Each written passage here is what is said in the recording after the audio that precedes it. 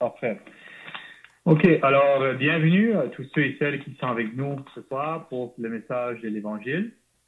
Donc, je ne sais pas qui est là, mais en tout cas, je vous souhaite tous une bienvenue.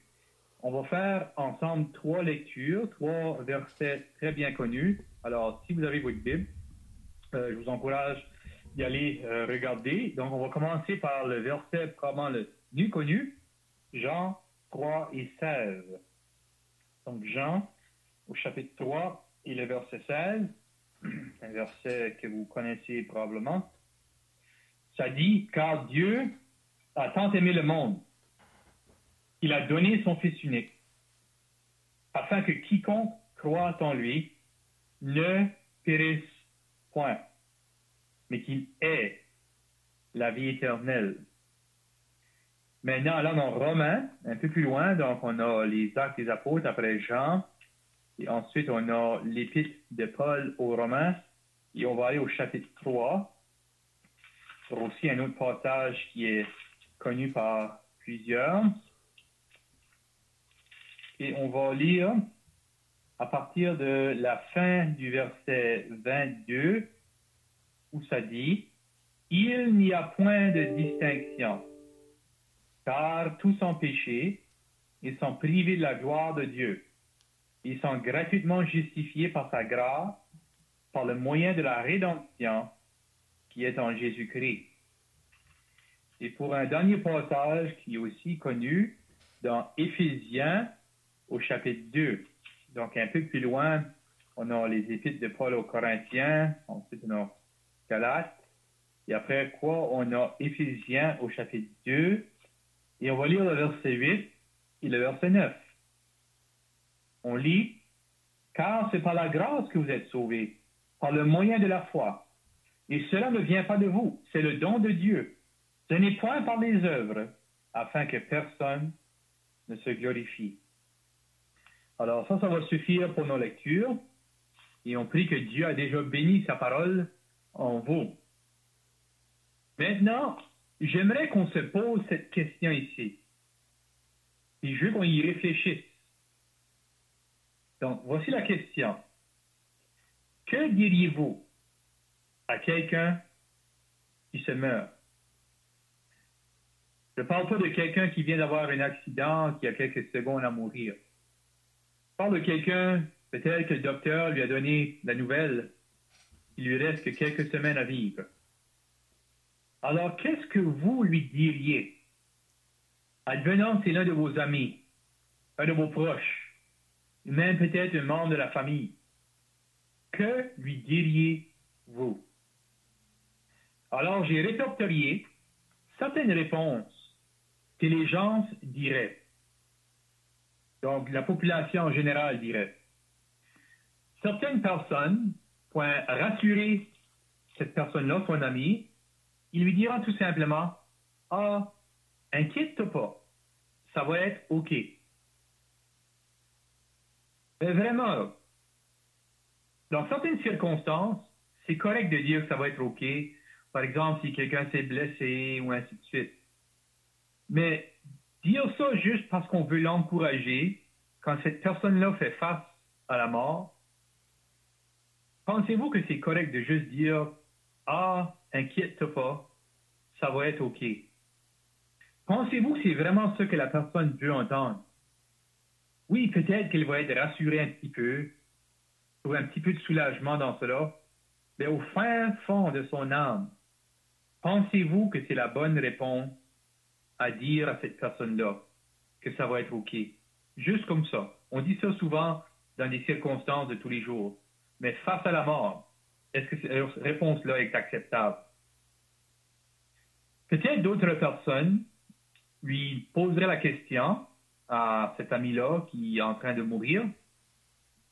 Peut-être qu'il se poserait la question, est-ce que tu es religieux?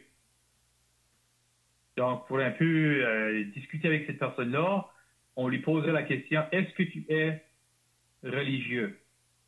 Qu'est-ce que ça veut dire être religieux? Mais vraiment, c'est quasiment comme si on demande, est-ce que tu vas à l'église ou est-ce que tu pries? Mais, cher ami, pensez-vous que c'est assez? pour l'éternité, pour quelqu'un juste aller à l'église ou prier ou être baptisé. Peut-être, pour vous, vous êtes surpris que je vous pose ces questions-là parce que vous vous dites, ben oui, c'est correct, je vais à l'église, je prie, j'ai été baptisé. Mais soyez pas surpris, mes amis, qu'il y a plusieurs personnes qui ont été à l'église régulièrement, plusieurs personnes qui prient régulièrement, et même des personnes qui ont été baptisées, qui tristement n'iront pas au ciel. Pourquoi? Mais on a lu dans Éphésiens au chapitre 2, le dernier verset qu'on a lu, chapitre 2, versets 8 et 9, car c'est par la grâce que vous êtes sauvés, par le moyen de la foi. Et cela ne vient pas de vous. Et on lit après, ce n'est point par les œuvres. Je ne sais pas si c'est votre cas, mais plusieurs personnes, plusieurs millions de personnes pensent qu'on va au ciel par nos œuvres, c'est-à-dire ce qu'on a fait, ce qu'on fait. Plusieurs personnes pensent qu'ils vont au ciel parce qu'ils sont religieux, parce qu'ils vont à la messe, parce qu'ils vont à un service religieux régulièrement ou parce qu'ils prient. Est-ce que c'est votre cas? Est-ce que c'est ça que vous avez pour l'éternité comme sécurité? Si c'est le cas, vous êtes sur un terrain fragile parce que vous vous fiez sur vous-même, sur le montant d'œuvres que vous avez fait, sur le fait que si vous avez été bon assez, si vous avez été fidèle assez. Chers amis, on a lu aussi dans Romains, au chapitre 3, le verset 23, que nous sommes tous pécheurs et personne d'entre nous n'atteint la gloire de Dieu, c'est-à-dire le standard que Dieu demande. Il est trop haut. Aucune bonne œuvre ne pourra faire en sorte qu'on atteigne ce standard-là, cette perfection-là. Je crois, j'espère que tout le monde qui est parmi nous autres est honnête assez pour dire qu'il a péché. Il n'est pas parfait.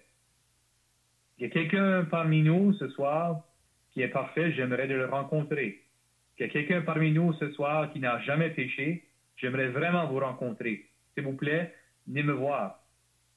Mais je pense qu'on est tous d'accord qu'on a tous dit un mensonge, ou convoité, ou l'adultère, ou le vol, ou même des pensées de meurtre dans notre cœur, ou avoir des idoles autres que Dieu. Ça peut être le sport, ça peut être l'argent, ça peut être n'importe quoi. Je pense qu'on est tous coupables d'avoir péché. Alors, demandez la question à cette personne-là qui meurt, est-ce que tu es religieux? Est-ce que ça suffit?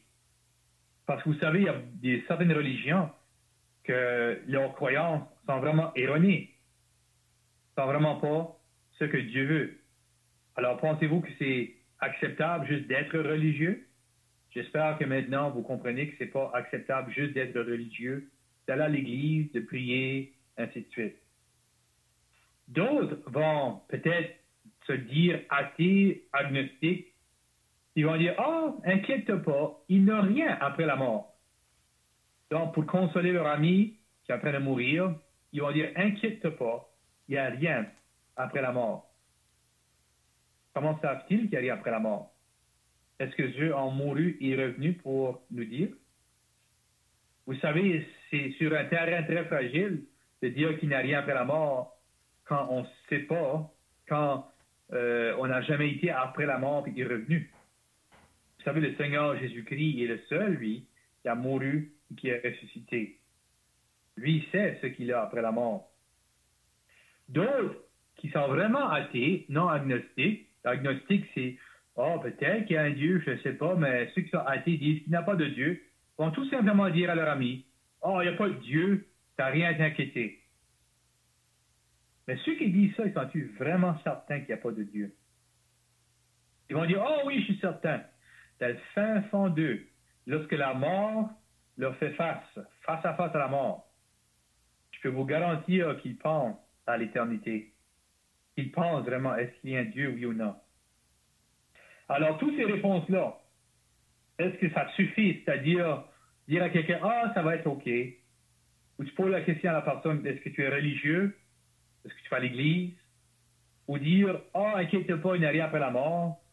Ou dire, Dieu n'est pas vrai. Vous savez, peut-être ça donnera certaine consolation à la personne. Mais je peux vous assurer que ces réponses-là lui donneront pas de paix certaine face à l'éternité. Maintenant, j'aimerais vous poser cette question. Qu'est-ce qui fait en sorte qu'on a peur de mourir? Vous savez que tout le monde à qui je parle maintenant, moi inclus, un jour, nous allons mourir.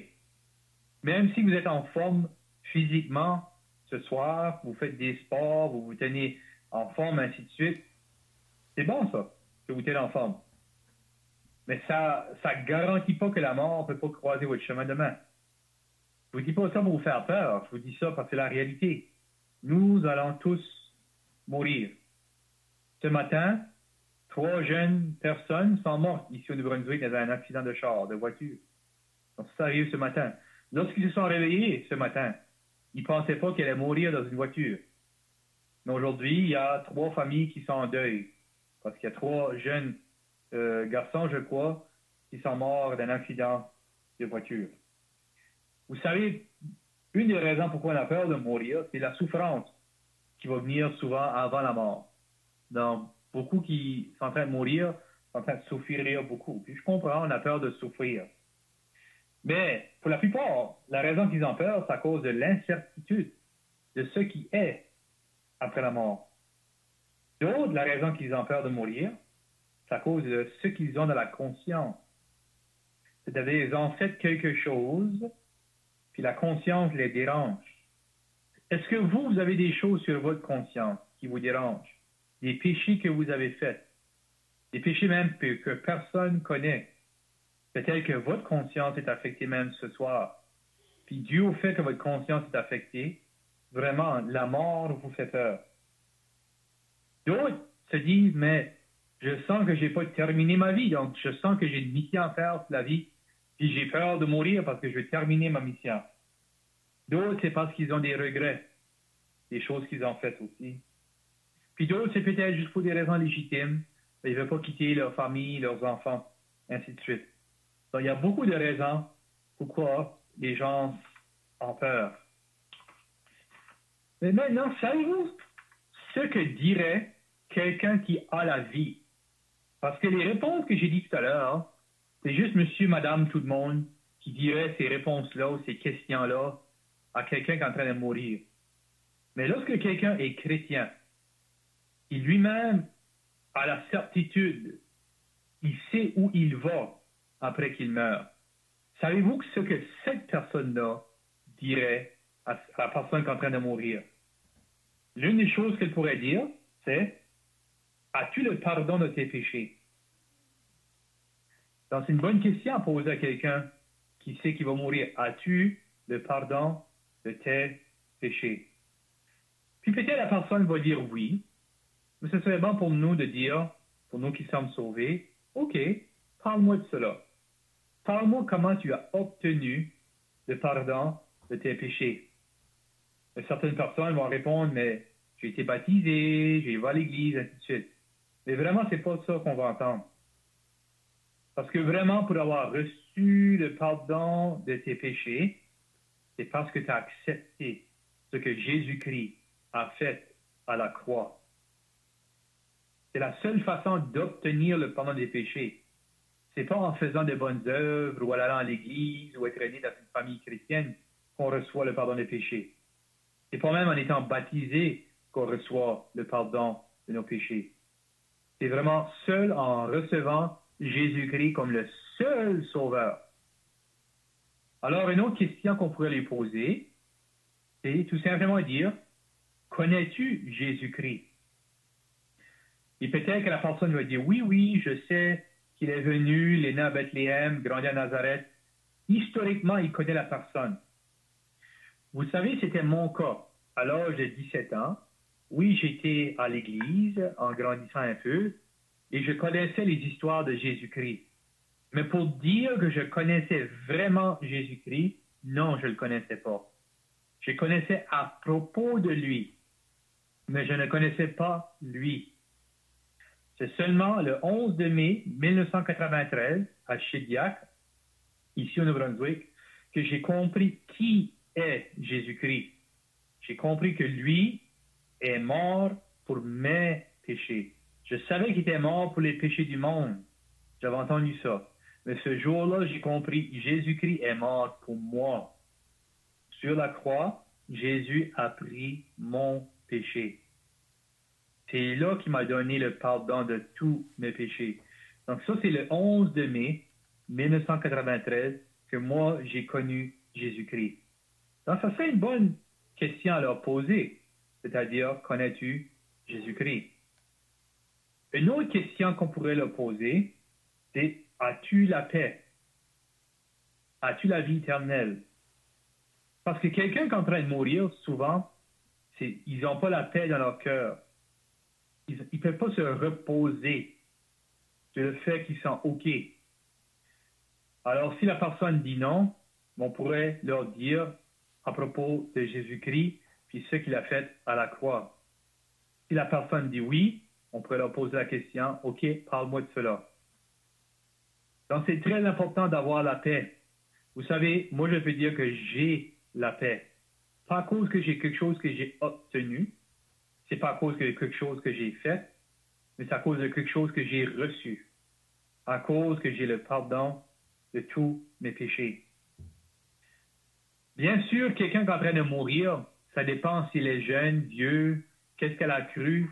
Donc, tout dépend vraiment de sa situation, s'il comprend bien. Mais une chose est sûre, peu importe d'où elle vient, son éducation, on pourrait leur parler de Jésus-Christ et sa mort à la croix. C'est pour cela que j'ai lu Jean 3, verset 16, qui est un verset très simple, très facile à comprendre, qui dit « Car Dieu a tant aimé le monde ». Il n'y a rien de compliqué dans cela. Qu'il a donné son Fils unique, qui est Jésus-Christ, afin que quiconque croit en lui, a rien de difficile dans cela, on ne parle pas de religion, mais ça dit « Ne périsse point ». Cher ami, l'enfer est réel comme le ciel est réel. Alors, si quelqu'un croit, il ne périra pas, mais plutôt, ça dit, il aura la vie éternelle. Donc, ça, c'est une bonne chose à dire à quelqu'un qui est en train de mourir. C'est un beau verset à dire à quelqu'un. C'est-à-dire Jean 3, 16. Alors, là, j'ai posé la question au tout début. Qu'est-ce que vous diriez à quelqu'un qui est en train de mourir? Maintenant, j'aimerais poser la question différemment. J'aimerais vous la poser comme ceci. Qu'est-ce que vous aimeriez que les gens vous disent si vous seriez en train de mourir? Donc, est-ce que vous aimeriez qu'ils vous disent « Ah, c'est juste OK ». Non. Je crois, je ne sais pas qui est avec moi ce soir, mais je crois que vous aimeriez que ces personnes-là soient franches. Je crois que vous aimeriez que ces personnes-là vous disent la vérité. Est-ce vrai? Je pense que c'est vrai. Vous aimeriez que les personnes soient franches et qu'ils vous disent la vérité. Pourquoi? Parce que après la mort, c'est l'éternité. Et si vous n'êtes pas prêt, ben c'est l'enfer et le lac de feu. Si vous êtes prêt, ben c'est d'être avec le Seigneur Jésus pour toujours. Alors, pour ceux et celles qui viennent régulièrement à ces réunions ici, vous savez qu'on n'est pas ici pour faire la religion. On est ici pour partager la bonne nouvelle de Jésus-Christ. Et on veut être franc. Et on cherche à dire la vérité, pas notre vérité, pas une vérité, mais la vérité. Jésus-Christ lui-même a dit « Je suis la vérité ». Il n'a pas dit une vérité comme s'il y en avait d'autres. Vous savez, je sais que pour plusieurs personnes, ils croiraient que je suis un peu prétentieux même de dire cela, que Jésus-Christ est la seule vérité. Mais c'est vrai. Il est le seul qui est mort et ressuscité. Il est seul que Dieu a dit, celui-ci est mon fils en qui j'ai trouvé tout mon plaisir. Et vous savez, cher ami, une des choses qui me rassure beaucoup, oui, c'est vrai, je connais que Jésus-Christ est mort, mais Jésus-Christ n'est plus dans la tombe. Jésus-Christ est vivant. Vous savez, c'est une grande différence, ça. Les grands prophètes, des personnes qui sont venues il y a longtemps, sont venus avec des messages, ils sont tous morts. on peut aller visiter leur tombeau. Mais cher ami, si on se rendrait au tombeau du Seigneur Jésus-Christ, il est vide. Les os ne sont plus là. Il est monté aux cieux. Plusieurs personnes ont témoigné du fait qu'il est ressuscité et du fait qu'il a monté de nouveau vers son Dieu. Alors, la personne dont on vous annonce ce soir, la bonne nouvelle dont on vous parle, on ne parle pas juste d'un homme qui est mort à la croix, ou un homme qui est mort, ou un homme qui avait de bonnes paroles. On parle de quelqu'un qui est venu et qui a fait l'expiation des péchés, qu'on pourrait dire, qui a donné sa vie pour nous. C'est lui que Dieu a puni à notre place sur la croix. C'est lui seul qui peut nous donner le pardon de nos péchés. Cher ami, devant Dieu, pas devant moi, pas devant les prêtres ou ainsi de suite, mais devant Dieu, vous devez absolument répondre à cette question. Est-ce que vous êtes prêt pour mourir? Est-ce que vous avez la vie éternelle? Est-ce que vous connaissez le Seigneur Jésus-Christ? Si vous avez des doutes, cher ami, si vous ne pouvez pas répondre à ces questions-là avec une assurance, on vous encourage fortement. Ce soir, vous mettez à genoux et priez Dieu qu'il vous éclaircisse, qu'il vous rouvre les yeux. On vous encourage fortement d'aller lire sa parole, la Bible. Si vous n'êtes pas certain où lire, on vous encourage d'aller lire l'Évangile de Jean. C'est juste quelques chapitres, ça vous prendra peut-être 1 heure ou 2, mais un peu plus peut-être à lire tout cet évangile-là. Puis vous pouvez le relire de nouveau. Dans cet évangile-là, il y a des versets qui pourront vous donner la certitude où vous allez après la mort. Je sais qu'il y a peut-être beaucoup de choses qui vous préoccupent à l'heure actuelle, les études et même la situation économique dans ce monde, les COVID et vos familles, votre santé, toutes ces choses-là. Je sais ça. Mais la chose la plus importante dont vous devez vous préoccuper avec, ce n'est pas les choses qui concernent votre corps. Ce n'est pas même peut-être les choses qui concernent votre esprit. Mais c'est les choses qui concernent votre âme. Votre âme est éternelle. Après la mort, c'est l'éternité. Alors, c'est très important pour vous de prendre ces choses au sérieux. Ce n'est pas la religion ici. C'est vraiment où allez-vous être après votre mort. Et j'espère que vous seriez en mesure de parler à cette personne-là qui est en train de mourir et de leur parler de Jésus-Christ. C'est notre souhait que vous connaissiez le Seigneur Jésus-Christ et que vous seriez en mesure de dire cette bonne nouvelle à cette personne-là qui est en train de mourir. Alors on prie pour vous et on prie que Dieu ouvre vos yeux. Ce n'est pas quelque chose qui vient de nous, c'est Dieu qui rouvre les yeux d'une personne pour faire comprendre vraiment c'est quoi le message de la bonne nouvelle. Que Dieu bénisse sa parole.